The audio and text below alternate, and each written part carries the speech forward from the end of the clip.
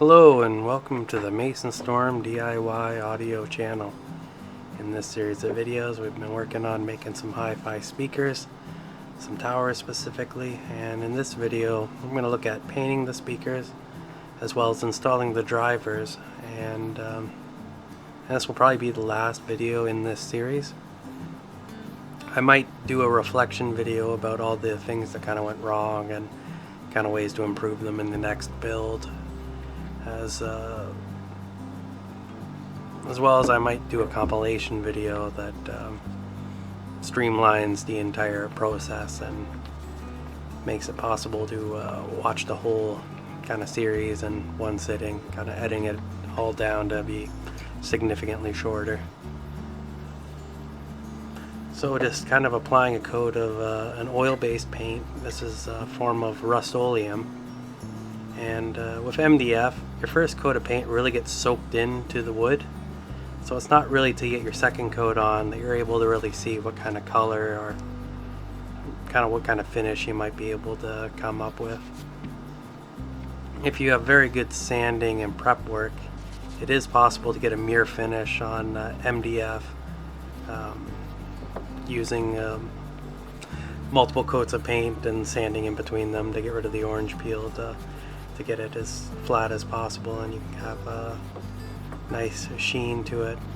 But getting a mirror finish on speakers is quite challenging because when you try to get that mirror finish, any form of defect, any minor defect will stick out like drastically. So in this build I was trying to use a bit more of a matte color of black, and well, I wasn't quite happy with it in the end. I kind of do some different things later, but just kind of sanding between coats to kind of mostly for consistency and kind of prep work or whatever, to get rid of any kind of like high spots or any kind of blotches with the paint that didn't quite go on as smooth as possible. And I didn't do all my prep work before the first coat because I thought it would show well in the video to kind of show things to look for when trying to do the prep work. That's why you can kind of see some of the lines around the outside there, and doing a couple more coats of paint will kind of hide them if they're minor, but if they're more severe, other techniques or processes will have to be used. I'm very partial to using Bondo when it comes to woodworking. It's not very fun to sand, but it's so much harder, and I think it shrinks a lot less than using your standard wood fill. So it does work good. Well, maybe I'm just a fan of Bondo, but it in my experience works quite well.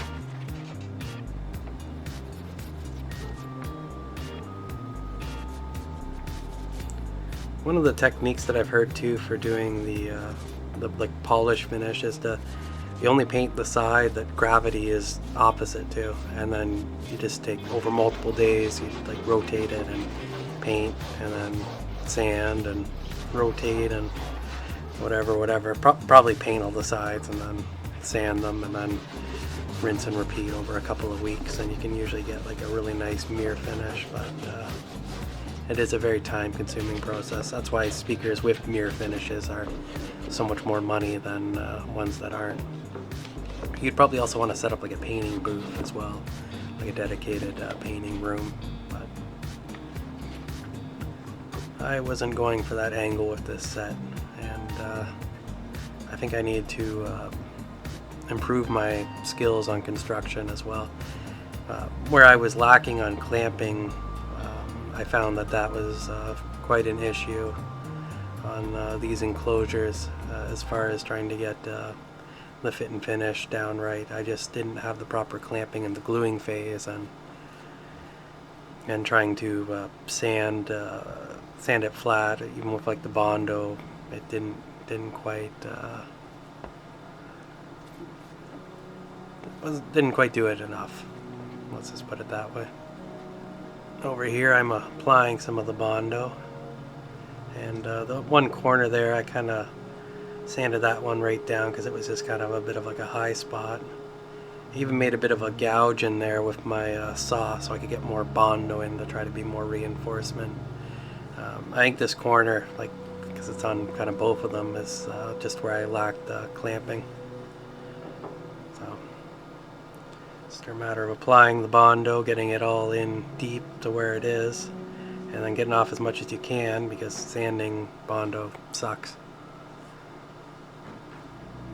But the other thing to do is to do your Bondo in multiple coats.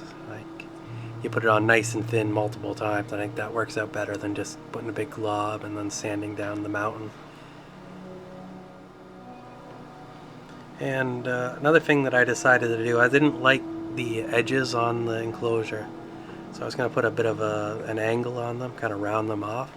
So to do that, I was going to use the router, and on my table side I've modified so that I can install a router and do it upside down. So use it as kind of a bit of a router table, and that gives a nice little bevel to all the edges once I run them through. It's just a matter of taking my time and getting the right body positioning to not hit the tripod and not have the wood flapping in the breeze. And there's just a bearing on the top of the router to prevent it from digging in too much, and once you have your depth kind of set, it's just a matter of running it through. And I really found that this enhanced the look of the speakers quite a bit. Because the other thing too, with sharp corners, it's difficult to paint them, and they show marks a lot easier as well, as where when you have your end kind of rounded, it makes them more resilient to damage. Like you don't just chip a corner off your speaker or something if you bump into it while vacuuming or something. It's really good that way. And acoustically on the front side, having a bevel edge, it should in theory make it sound a little bit better, because sharp corners and high frequency sound, that's not really something that you really want to go for.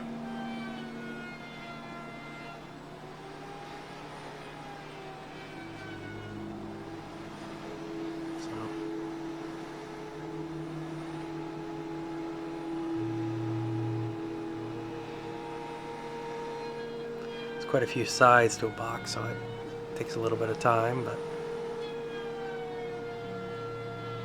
I do think doing the router table works better than just doing it with the hand router, because when you're doing the hand router, if you kind of like tip into it, like if you don't have it perfectly square, or you kind of bump it a bit, you can just kind of dig right into the wood, and that can kind of be a bit of a pain. Whereas when you have it on a table like this, it's kind of like a guide.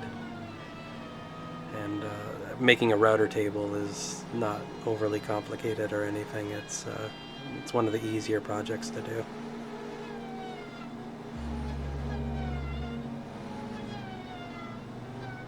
Of course, you could also bevel it by hand using sandpaper or like a planer maybe, and just kind of take it off nice and slow. Probably sandpaper, I don't know. A planer would probably be kind of difficult, but it can be done. These are just some pictures here of where I added the Bondo and where I kind of sanded it. I was getting a lot of dust in the air, and I didn't want to get it all on the camera lens, so I opted to do a bit more for the picture thing. So then after getting all the chamfering done and playing with all the Bondo, it's time to do another coat or two just to clean it up, get the finish that I was kind of looking for, the kind of matte black.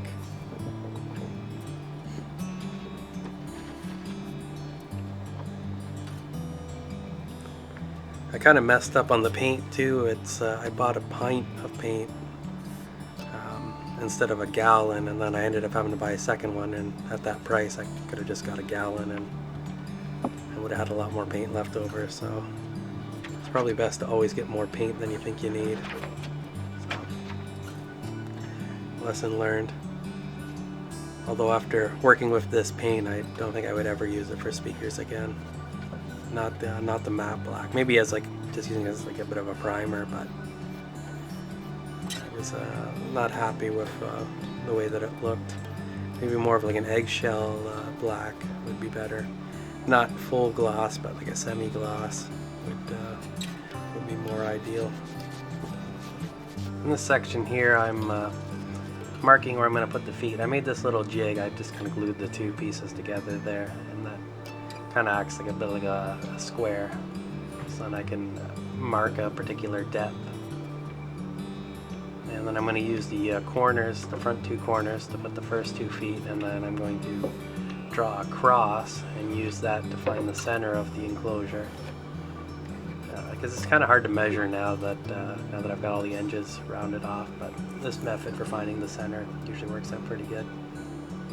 And then use the square to draw from the cross down to the bottom line, and that will give me the position for my 3rd foot.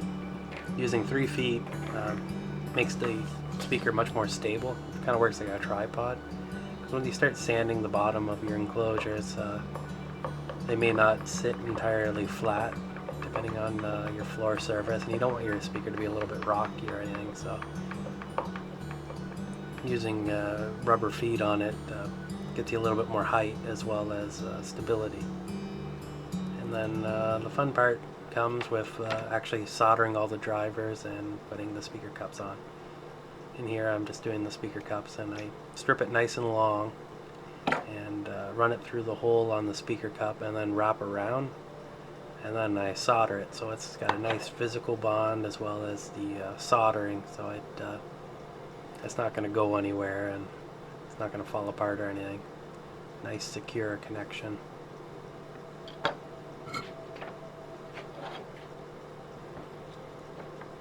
And it's definitely an advantage using thick solder here, because you need a lot of it, because this is 14 gauge wire, so a little bit of the thicker stuff, so just kind of taking my time, just kind of getting it in there, and then I'll just kind of screw it right on the back.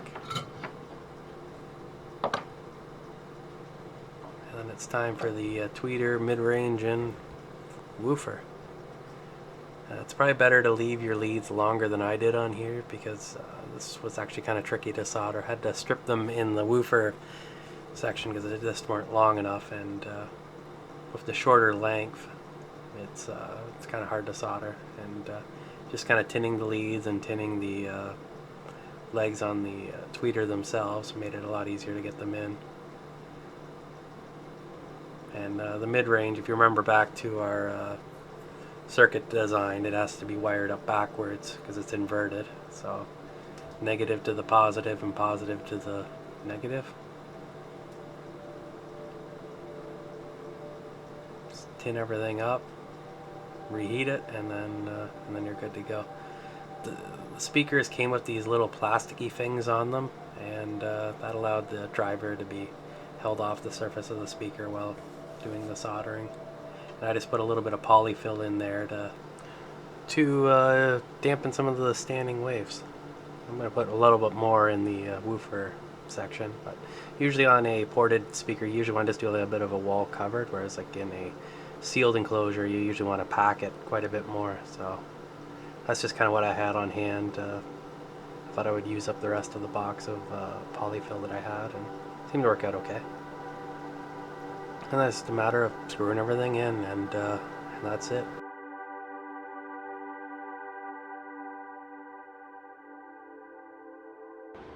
Okay, here we are looking at the speakers. So I have a visitor here checking them out, and what are your thoughts? Yeah, they look good, sound great, good size overall. We discussed a bit kind of your thoughts on them, and we talked about putting Duratex paint on, and Duratex is the professional audio speaker paint. See if we can get that in frame there. But we felt that the finish on it now is good, but the Duratex will hide some of the imperfections on it really well and just give it a nice professional, clean look. So I look forward to seeing what that looks like. Yeah, it'll also make it more rigid and resistant to damage, because as it is right now, the paint is so sensitive that even setting a piece of cardboard on it was enough to scratch it. Yeah, scuff it up and just not really worth it, especially long term, because sooner or later someone's going to bump into it, something's going to hit it, something's going to get set on it, and you know, it looks fine now, but 10 years from now, all those scuffs will kind of add up and deteriorate the product. So we'll see how it looks in the next section with the Duratex paint. We'll do a quick disassembly of the speakers here. Take all the drivers out. If you use spades instead of soldering everything in, this process is a lot quicker, but usually once I'm done with a speaker, I'm kind of done with it, so I'll just have to solder one more time when I put them back together. And so the Duratex paint, it's similar to like a bed liner, like for a truck. It's got like a kind of well, it's got thick, kind of like a tough paint, and you use a textured roller, and it gives quite the nice effect to the wood. A lot of the pro audio, like concerts and sound reinforcement, they use it. You can get it in different colors or whatever, but just black here. And because of the texture on it, any kind of little minor nicks and knacks disappear. It's really good that way, and it's very resistant. Like if you have kids and they're banging around and they hit the speaker with some random toy, odds are it's not going to do anything. Like it's designed to be moved around, very rugged, very tough. And I really do like the look that it gives. It's kind of like a little bit of a sharp thing to it. And it's kind of nice, like when you just put your hand on it and touch it, it's kind of got a neat little texture to it. And I think if you have that in like your living room or whatever, it doesn't attract dust in the same way. Like if you have like a high gloss speaker, you get a little bit of dust on there and it just looks awful. So it's good to avoid that. So it's a lot cleaner, a lot easier to maintain. There we go. Now that they're all done, I think they look pretty nice. I might try to play a little bit of a demo song here, but the noise floor in the garage is awful, so it kind of sounds terrible. Might do that in another video. Till next time, stay awesome.